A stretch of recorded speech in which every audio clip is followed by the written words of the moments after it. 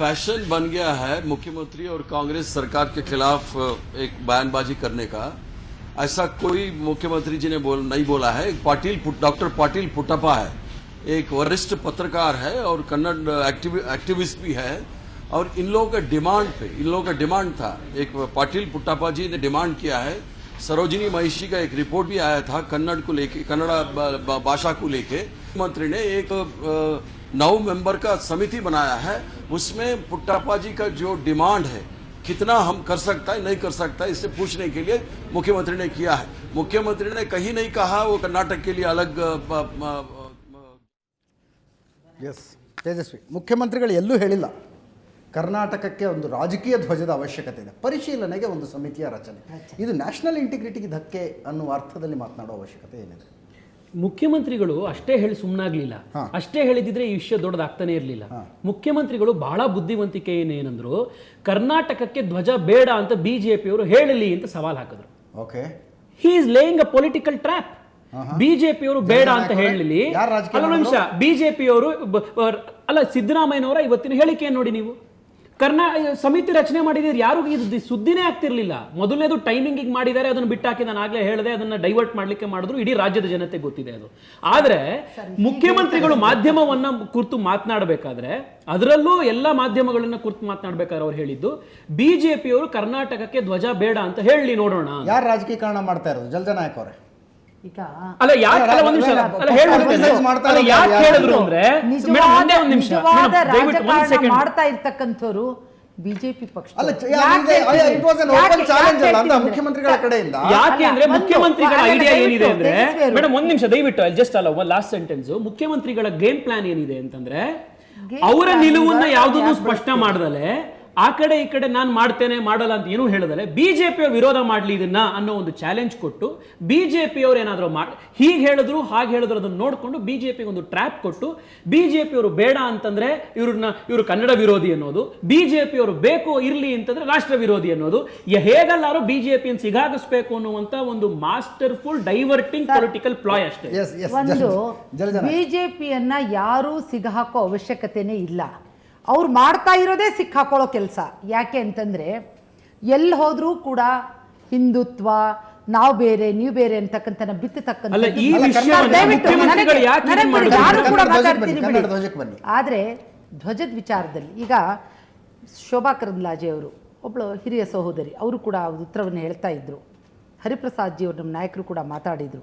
ನಾವು ಏನು ಹೇಳ್ತೀವಿ ಅಂತಂದ್ರೆ, ನಾವು ಇರ್ತಕ್ಕಂಥ ಒಂದು ಜಾಗದಲ್ಲಿ, ನಾವು ಬದುಕ್ತಕ್ಕಂಥ ರೀತಿಯಲ್ಲಿ 200 ವರ್ಷಗಳಿಂದ ಇರ್ತಕ್ಕಂಥ ನಮ್ಮ ಬದುಕು, ನಮ್ಮ ಕರ್ನಾಟಕ, ನಮ್ಮ ನೆಲ, ನಮ್ಮ ಜಲ, ನೀವು ಕೂಡ ಅದನ್ನು ಸ್ವಾಗತಿಸಬೇಕಾದ್ರೆ ಒಂದು ಪ್ರತಿಯೊಂದನ್ನು ಕೂಡ ಸರ್ಕಾರ ಏನೇ ಮಾಡಿದ್ರು ಕೂಡ, ಸಾಲ ಮನ್ನಾ ಮಾಡಿದ್ರೆ ಹೇಳಿದ್ರಿ ಚುನಾವಣೆ ಗಿಮಿಕ್ಕು ಅಂದ್ರು.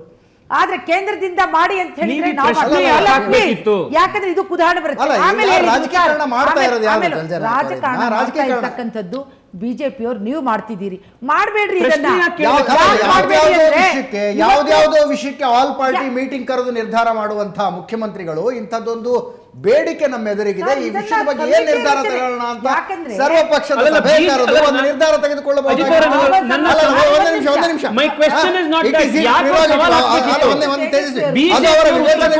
ಸರ್ವಪಕ್ಷ ಸಭೆ ಕರೀರಿ ಅಂತ ಮಾಧ್ಯಮದವರು ಏನ್ ಡಿಮಾಂಡ್ ಮಾಡೋದಕ್ಕೆ ಆಗೋದಿಲ್ಲ. ಆದ್ರೆ ಅದನ್ನ ಹೇಳೋದಕ್ಕೆ ಕರೆದಂತ ಮಾಧ್ಯಮದವರ ಎದುರಿಗೆ ನಿಲ್ಲಿಸಿಕೊಂಡು ಇದನ್ನ ಬಿಜೆಪಿ ಅವರು ವಿರೋಧ ಮಾಡ್ಲಿ ನೋಡೋಣ, ಏನರ್ಥ ಅಂದ್ರೆ ಪೊಲಿಟಿಕಲ್ ವೆಂಡೇಟಾ ಅಂತ ಅನ್ಸೋದಿಲ್ವಾ? ಇದು ಪರಿಸ್ಥಿತಿ ಯಾಕೆ ಬರುತ್ತೆ ಅಂತಂದ್ರೆ, ಮಂಗಳೂರು ಘಟನೆ ಎಲ್ಲ ನೋಡಿದ್ವಿ ನಾವು.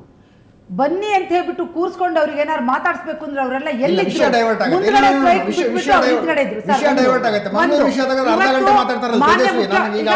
ಮುಖ್ಯಮಂತ್ರಿಗಳು ತಗೊಂಡಿರ್ತಕ್ಕಂಥ ನಿಲುವೇನು ಅಂತಂದ್ರೆ, ಜನರ ಭಾವನೆಗಳು, ರಾಜ್ಯದ ಭಾವನಾತ್ಮಕ ವಿಚಾರದ ಜೊತೆಯಲ್ಲಿ ಅವರಿದ್ದಾರೆ, ತಂದೆ ವಿಚಾರದಲ್ಲಿಲ್ಲ. ಒಂದು ಸರ್ಕಾರ ಜನತೆಯ ಸಮಕ್ಷಮದಲ್ಲಿ ಹೋಗ್ತಾ ಇದೆ, ಅದಕ್ಕೊಂದು ಸಮಿತಿ ರಚನೆ ಮಾಡಿ ಅದು ಬೇಕು ಅಂತಕ್ಕಂಥ ವಿಚಾರವನ್ನ ಅವರುಗಳಿಂದ ಒಂದು ಒಪಿನಿಯನ್ ಎಂತೆಂತ ಹಿರಿಯರು ಕೊಟ್ಟಿರ್ತಕ್ಕಂಥ ಅದರ ಅಡಿಯಲ್ಲಿ ಒಬ್ಬ ಭಾರತೀಯರಾಗಿ ಉತ್ತರ ಕೊಡಿ. ಭಾರತದಲ್ಲಿ ಪ್ರತಿಯೊಂದು ರಾಜ್ಯಕ್ಕೂ ಅದರದೇ ಆದಂತ ಒಂದು ರಾಜಕೀಯ ಧ್ವಜ ಇರಬೇಕು ಅಂತ ತಮಗೆ ಅನ್ಸುತ್ತೆ. ಒಂದೊಂದು ರಾಜಕೀಯ ಧ್ವಜ ಇರಬೇಕು, ಅದರದೇ ಆದಂತ ಒಂದು ಐಡೆಂಟಿಟಿ ಇರಬೇಕು ಪ್ರತಿಯೊಂದು ರಾಜ್ಯಕ್ಕೂ ಅಂತ ತಮಗೆ ಅನ್ಸುತ್ತೆ. ಎಸ್ ವಲೀಶ್. ಸರ್, ಈಗ ನಾವು ಭಾರತದ ಮೂಲ ಒಂದು ಫ್ಯಾಬ್ರಿಕ್ ನೋಡಿದ್ರೆ ಭಾರತೀಯರೆಲ್ಲರಲ್ಲೂ ನಮಗೆ ಒಂದು ಬಹುತ್ವ ಅಥವಾ ಒಂದಕ್ಕಿಂತ ಹೆಚ್ಚು ಗುರುತುಗಳಿದೆ. ಈಗ ನಮ್ಮದೇ ಆದ ಒಂದು ಧರ್ಮದಿಂದ ಗುರುತಿಸ್ಕೋಬೋದು, ಭಾಷೆಯಿಂದ ಗುರುತಿಸ್ಕೋಬೋದು, ಒಂದು ಸಂಘಟನೆ ಅಂತ ಗುರುತಿಸ್ಕೋಬೋದು, ಅಥವಾ ಜಾತಿ ಅನ್ನೋದಿರ್ಬೋದು, ಹಲವಾರು ಗುರುತುಗಳು ನಾವಿರೋ ಪ್ರದೇಶಗಳಲ್ಲಿ. ನಾನು ಹೇಳ್ತಾ ಇರೋದು ಇವಾಗ ಒಂದು ಗುರುತಿನ ಕೂತ್ಕೊಂಡು ಇದನ್ನ ರಾಜಕೀಕರಣ ಮಾಡ್ತಾರೆ, ಇನ್ನೊಬ್ರು ಕೂತ್ಕೊಂಡು ಇದನ್ನ ಭಾವನಾತ್ಮಕ ವಿಷಯ ಮಾಡ್ಬಿಡ್ತಾರೆ. ಈಗ ಅದಕ್ಕೆ ನಾನೇನ್ ಹೇಳ್ತಾ ಇದ್ದೀನಿ ಅಂದ್ರೆ, ಈಗ ಒಂದು ಭಾಷೆಯ ಆಧಾರದ ಮೇಲೆ ರಾಜ್ಯಗಳು ಇವತ್ತು ನಾವು ರೂಪುಗೊಂಡಿರುವಂಥದ್ದು. ನಮ್ಮ ಒಂದು ಐಡೆಂಟಿಟಿಯನ್ನ ನಾವು ಎತ್ತಿ ಹೇಳಿದಾಗ ಅದನ್ನ ಪೆರೋಕಿಯಲ್ ಅಂತ ನೋಡುವಂಥದ್ದು ಸರಿಯಾದ್ದಲ್ಲ. ಈಗ ನಮ್ಮ ಗೆಳೆಯರೊಬ್ಬರು ಮಾತಾಡ್ಬೇಕಾದ್ರೆ ಅದನ್ನ ಪೆರೋಕಿಯಲ್ ಅನ್ನೋ ಪದಾನ ಬಳಸಿದ್ರು, ಆಯ್ತಾ. ನಮ್ಮ ಒಂದು ಗುರುತನ್ನ ನಾವು ಹೆಚ್ಚುಗಾರಿಕೆಯಿಂದ ನೋಡುವುದನ್ನ ಪೆರೋಕಿಯಲ್ ಅನ್ನೋದನ್ನ ನಾನು ಒಪ್ಪೋದಿಲ್ಲ, ಅದು ಸರಿಯಲ್ಲ.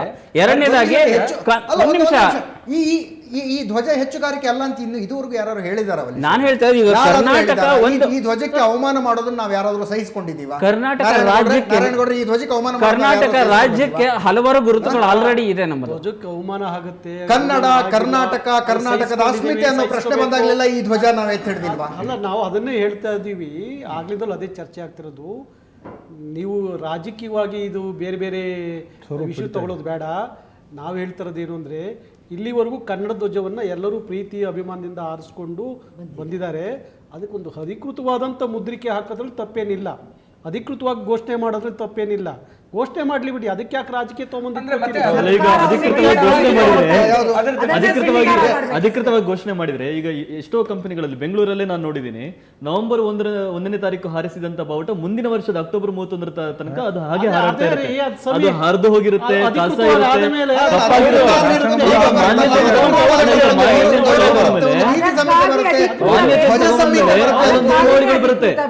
ನಿಯಮಾವಳಿ ಬರುತ್ತೆ, ಸಂಜೆ ತೆಗೆದಿಡಬೇಕು. ಹೌದು, ಹೆಡ್ ರೆಸ್ಟ್ ಹಾಕೋ ಹಾಗಿಲ್ಲ, ಹಾಗಿಲ್ಲ, ಮ್ಯಾಟ್ ಮಾಡೋ ಹಾಗಿಲ್ಲ, ಎಷ್ಟೋ ನಿಯಮಾವಳಿಗಳು ಬರುತ್ತೆ. ಪ್ರಸ್ತುತ ಕರ್ನಾಟಕದ ಪರಿಸ್ಥಿತಿಯಲ್ಲಿ ಒಬ್ಬ ಕನ್ನಡಿಗನಾಗಿ ನನಗೆ ಪೊಲಿಟಿಕಲ್ ಯಾವುದೇ ಉದ್ದೇಶ ಇಟ್ಕೊಂಡಿಲ್ಲ. ಸಿದ್ದರಾಮಯ್ಯ ಅವರು ಈ ಒಂದು ವಿಚಾರವನ್ನ ತಗೊಂಡಿದ್ರು, ಸಪೋರ್ಟ್ ಮಾಡ್ತಾ ಇದ್ದೆ. ಯಡಿಯೂರಪ್ಪನವ್ರು ತಗೊಂಡಿದ್ರು, ಸಪೋರ್ಟ್ ಮಾಡ್ತಾ ಇದ್ದೆ. ಈಗ ಇದರ ಅವಶ್ಯಕತೆ ಇದೆ ಅಂತ ನನಗೆ ಯಾಕನ್ಸುತ್ತೆ? ಯಾಕನ್ಸುತ್ತೆ ಅಂದ್ರೆ ಒಂದೇ ಒಂದು ಕಾರಣಕ್ಕೆ ಅನ್ಸುತ್ತೆ. ಇವತ್ತಿನ ಕರ್ನಾಟಕದ ಪರಿಸ್ಥಿತಿಯನ್ನು ನೋಡಿದ್ರೆ, ಎಲ್ಲೆಲ್ಲಿ ಕರ್ನಾಟಕ ಬಾರ್ಡರ್ ಏರಿಯಾಗಳಲ್ಲಿ ನೀವು ನೋಡಿದ್ರೆ ಕನ್ನಡದ ಇನ್ಫ್ಲೂಯೆನ್ಸ್ ಆ ಕಡೆ ಇಲ್ಲ, ಆ ಕಡೆ ಇನ್ಫ್ಲೂಯೆನ್ಸ್ ಕರ್ನಾಟಕದಲ್ಲಿ. ಆಂಧ್ರ ಪ್ರದೇಶ ಬಾರ್ಡರ್ ನಲ್ಲಿ ನೋಡಿ ನಮ್ಮವರೆಲ್ಲ ತೆಲುಗು ಮಾತಾಡ್ತಾರೆ, ಆ ಕಡೆ ಯಾರು ಕನ್ನಡ ಮಾತಾಡ್ತಾರೆ. ಎಲ್ಲ ಸಮಸ್ಯೆಗಳಿಗೆ ಅಧಿಕೃತ ಆಗೋದ್ರಿಂದ ಪರಿಹಾರ ಸಿಕ್ಬಿಡುತ್ತೆ. ಪ್ರಾಬ್ಲಮ್ ಇರೋದು ಒಂದ್ ಕಡೆ, ನೀವು ಸೊಲ್ಯೂಷನ್ ಹುಡುಕ್ತಾ ಅಧಿಕೃತವಾಗಿ ಒಂದು ಧ್ವಜ ಬಂದ್ಬಿಟ್ರೆ, ಅಧಿಕೃತವಾಗಿ ಒಂದು ಧ್ವಜ ಬಂದ್ಬಿಟ್ರೆ ಎಲ್ಲ ಸಮಸ್ಯೆಗೂ ಪರಿಹಾರ ಸಿಕ್ಬಿಡುತ್ತೆ. ಸರ್, ಕಾಶ್ಮೀರಕ್ಕೆ 60 ವರ್ಷದಿಂದ ಕಾಶ್ಮೀರಕ್ಕೆ ಪ್ರತ್ಯೇಕ ಧ್ವಜ ಇದೆ ಸರ್. ಕಾಶ್ಮೀರಿ ಭಾಷೆ ಎಲ್ಲಿ ಬೆಳೀತಾರೆ? ಕಾಶ್ಮೀರಿ ಭಾಷೆ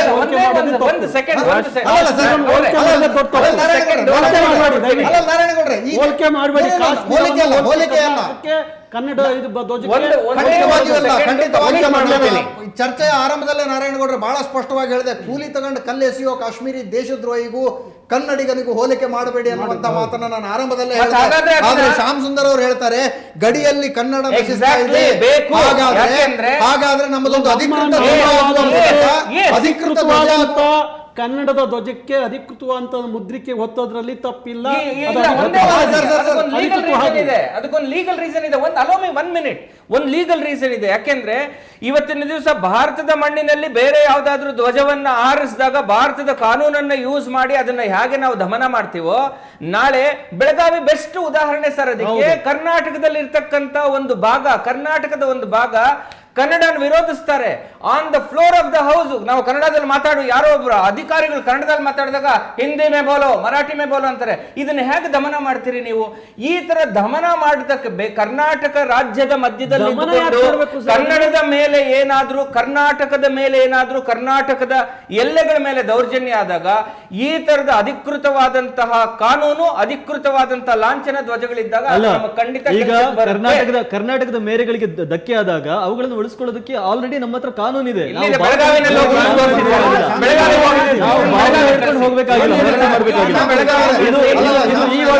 ಬೆಳಗಾವಿ ಕಳಿಸಿ ಒಂದು ವಾರ. ಈ ವಾದವನ್ನು ಒಪ್ಪುವುದಿಲ್ಲ. ಕಾನೂನು ಕಾನೂನಿನ ಮುಖಾಂತರ ಹೋರಾಟ ಮಾಡುವುದು.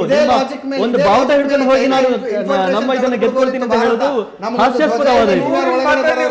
ಹಾಸ್ಯಾಸ್ಪದವಾದ ಇದು.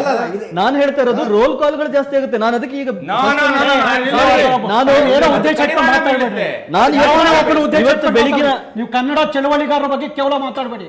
ನಾನು ಚಳವಳಿಗಾರರ ಬಗ್ಗೆ ಕೇವಲ ಮಾತಾಡಬೇಡಿ. ನಾನು ರೋಲ್ ಕಾಲ್ ಹೇಳ್ತಿಲ್ಲ. ಕನ್ನಡ ಸಂಘಟನೆಗಳ ಬಗ್ಗೆ ಹೇಳೇ ಇಲ್ಲ ನಾನು. ಕೇಳಿದ್ದೀನಿ ಕನ್ನಡದ ಸಂಘಟನೆಗಳ ಬಗ್ಗೆ ಹೇಳೇ ಇಲ್ಲ ನಾನು. ನಾನು ಇವತ್ತು ಬೆಳಗಿನ ಒಂದು ಘಟನೆಯನ್ನು ಹೇಳ್ತಾ ಇದ್ದೀನಿ. ಜೆಪಿ ನಗರದಲ್ಲಿ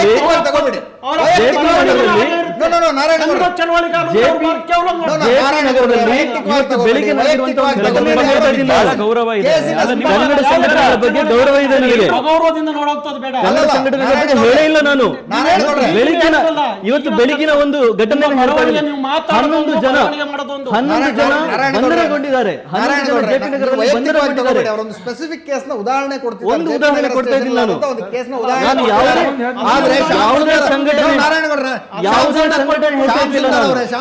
ಶ್ಯಾಮ್ ಸುಂದರ್ ಅವರ ವಾದವನ್ನೇ ಒಪ್ಕೊಳ್ತೀರಾ? ಧ್ವಜಕ್ಕೆ ಅಧಿಕೃತ ಮಾನ್ಯತೆ ಸಿಗುವ ಮೂಲಕ ಕನ್ನಡ ಬೆಳೆಯುತ್ತೆ ಅನ್ನೋದರ ವಾದವನ್ನೇ ಒಪ್ಕೊಳ್ತೀರಾ?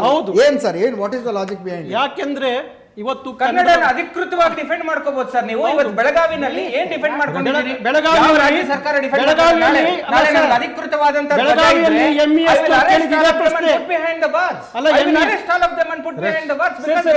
something in a codified manner available to me.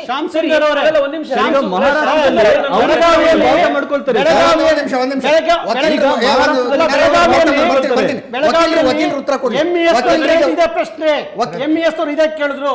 ಕನ್ನಡದ ಧ್ವಜವನ್ನ ಬೆಳಗಾವಿ ಮಹಾನಗರ ಪಾಲಿಕೆ ಮೇಲೆ ಆರಿಸ್ಲಿಕ್ಕೆ ಹೋದಂತ ಸಂದರ್ಭದಲ್ಲಿ ಇದು ಅಧಿಕೃತವಾದ ಧ್ವಜ ಅಲ್ಲ, ಇದನ್ನು ಆರಿಸಬೇಡಿ ಅಂತ ಹೇಳಿದ್ರು. ಅದು ಅಧಿಕೃತ ಆಗಬೇಕು. ಅಧಿಕೃತ ಒತ್ತಿರೆ ಕನ್ನಡದ ಬಾವುಟ ಬೆಳಗಾವಿ ಮಹಾನಗರ ಪಾಲಿಕೆ ಮೇಲೂ ಹಾರುತ್ತೆ, ಎಲ್ಲ ಕಡೆ ಹಾರ್ಲಿಕ್ಕೆ ಸಾಧ್ಯ ಆಗುತ್ತೆ. ಸರ್, ಕರ್ನಾಟಕದೊಳಗೆ ಹಾರಲೇಬೇಕು, ಅದನ್ನ ಒಪ್ಕೊಳ್ತೀವಿ. ನಾನು ಹೇಳ್ತಾ ಇರೋದು ನೋಡಿ, ಈಗ ನಾವು ಇವತ್ತು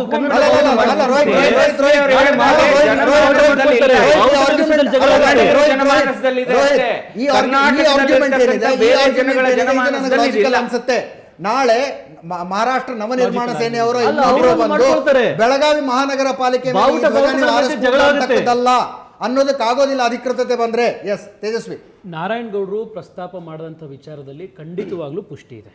ಯಾಕೆ ಅಂತಂದ್ರೆ ಅಧಿಕೃತತೆ ಇಲ್ಲ ಅನ್ನೋ ಕಾರಣಕ್ಕೆ ಯಾರೋ ಒಬ್ರು ವಿರೋಧಿಸ್ತಾ ಇದ್ದಾರೆ. ಅಧಿಕೃತ ಒಂದು ಮುದ್ರೆ ಬಿತ್ತರೆ ಅದನ್ನ ಹಾಕ್ಲಿಕ್ಕೆ ಸಾಧ್ಯ ಇದೆ ಅಂತ. ಅದ್ರಲ್ಲಿ I C logic in it. ಆದ್ರೆ ನಾನು ಹೇಳ್ತಿರೋದು ಏನು ಅಂದ್ರೆ, ನಾವು ಭಾರತ ಅನ್ನುವಂಥದ್ದು ಬೇರೆ ಬೇರೆ ರಾಜ್ಯಗಳ ಒಕ್ಕೂಟವಾದರೂ ಕೂಡ it is a federation of states. ಆ ಫೆಡರೇಷನ್ ಅನ್ನೋದು ನಾವು ಮರಿಬಾರದು. It is a unitary federation. ಇಲ್ಲಿ ಸಮಸ್ಯೆ ಆಗೋದು ಎಲ್ಲಿ ಅಂತಂದ್ರೆ, ನಾವು ಅಧಿಕೃತ ಬಾವುಟ ಅದಕ್ಕೆ ನಾವು ಹಾರಿಸ್ತೇವೆ, ನಾಳೆ ಬೆಳಗ್ಗೆ ನಾವು ಒಂದು ಅಧಿಕೃತ ಬಾವುಟ ಅಂತ ಮಾಡ್ಕೊಂಡು ನಾವು ಹಾರಿಸ್ತೇವೆ ಅಂತ ಹೇಳಿ 30 ರಾಜ್ಯಗಳಲ್ಲಿ ಈ ರೀತಿಯ ಒಂದು ರೀಜನಲ್ ಪ್ಯಾರೋಕಿಯಲಿಸಮ್ ಕಾಂಪಿಟೇಟಿವ್ನೆಸ್ ಬರಬಹುದು.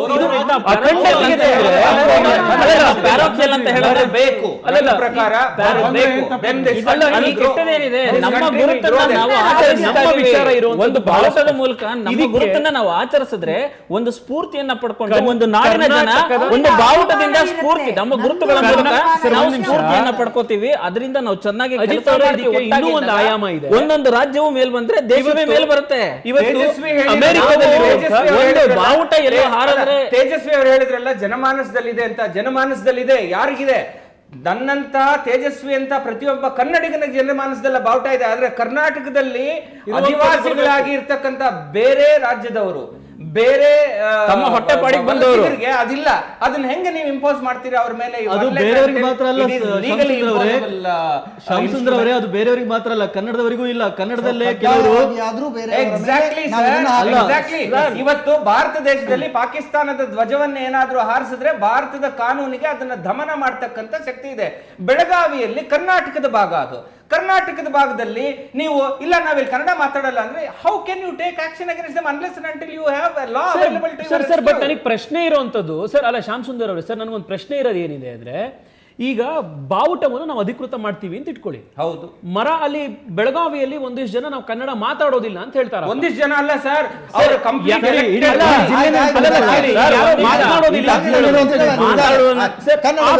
ಮಾತನಾಡೋದಿಲ್ಲ ಅಂತಂದ್ರು. ಕನ್ನಡದ ಧ್ವಜ ಅಧಿಕೃತವಾಗಿದೆ, ಅದಕ್ಕೆ ನಿಮ್ಮ ಮೇಲೆ ನಾವು ಕಾನೂನು ಶಿಕ್ಷೆ ತಗೊಳ್ತೀವಿ, ಕ್ರಮ ತಗೊಳ್ತೀವಿ ಅಂತ ಹೇಳಲಿಕ್ಕೆ ಸಾಧ್ಯ ಹೇಗಿದೆ? ನಾನು I choose not to speak a particular language. ಆದ್ರೆ ವ್ಯತ್ಯಾಸ ಏನ್ ಬರುತ್ತೆ ನಾನು ಹೇಳ್ತೇನೆ ಕೇಳಿ. ಒಂದ್ ನಿಮಿಷ, ಕರ್ನಾಟಕದ ಧ್ವಜ ಇರಬೇಕು. ಅಲ್ಲ, ಒಂದ್ ನಿಮಿಷ, ಕರ್ನಾಟಕದ ಧ್ವಜ ಆದ್ರೆ ಕನ್ನಡದ ಧ್ವಜ ಆಗಿರ್ಲಿ. ಇಲ್ಲಿ ಆದ್ರೆ ವ್ಯತ್ಯಾಸ ಎಲ್ಲಿ ಬರುತ್ತೆ ಅಂದ್ರೆ, ನಿಮ್ಮ ಆರ್ಗ್ಯುಮೆಂಟ್ ಅನ್ನೇ ನಾವು ಮುಂದುವರಿಸಿದ್ರೆ, ಕರ್ನಾಟಕದ ಅಧಿಕೃತ ಧ್ವಜ ಒಂದಿದ್ದು, ಆ ಧ್ವಜಕ್ಕೆ ಒಂದು ನೀತಿ ಸಂಹಿತೆ ಇದ್ದು, ಆ ಧ್ವಜವನ್ನ ಯಾರಾದ್ರೂ ಸುಟ್ರೆ, ಅದಕ್ಕೆ ಅಗೌರವ ಕೊಟ್ರೆ ಆಗ ಕಾನೂನಾತ್ಮಕ ವಿಚಾರ ತಗೊಳ್ಬೋದೇ ಹೊರತು, ಧ್ವಜಕ್ಕೆ ಅಧಿಕೃತ ಸ್ಥಾನಮಾನ ಕೊಟ್ಟಿದ್ದೀವಿ ಅನ್ನೋ ಒಂದೇ ಕಾರಣಕ್ಕೆ ಒಂದು ಪ್ರದೇಶದ ಜನಕ್ಕೆ ಆ ಭಾಷೆಯನ್ನು ಮಾತನಾಡಿ ಅಂತ ಹೇಳಲಿಕ್ಕೆ ಸಾಧ್ಯ ಆಗುದಿಲ್ಲ. ಇಲ್ಲ, ಭಾಷೆ ಅಲ್ಲ. ಅದೇ ಲಾಜಿಕ್ ನಲ್ಲಿ ಹೋಗೋದಾದ್ರೆ, ಕನ್ನಡಿಗರು ಬಹುಸಂಖ್ಯಾತರಾಗಿರುವಂತಹ ಹಲವು ಪ್ರದೇಶಗಳ ಕೇರಳದಲ್ಲಿ ಸೇರಿ ಹೋಗಿದೆ. ಹೌದು. ಅಲ್ಲಿ ಈ ಧ್ವಜ ಅಧಿಕೃತವಾದ ನಂತರ ಅವರು ಹಾರಿಸಿದ್ರೆ ಕೇರಳ ಸರ್ಕಾರ ಕ್ರಮ ಕೈಗೊಳ್ಳಬಹುದಾ?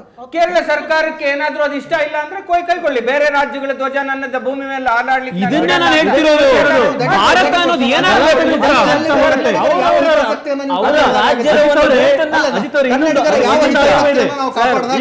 ಪ್ರತಿಯೊಂದು ಶಕ್ತಿಯನ್ನು ನಾವು ಕಾಪಾಡಿದಾಗ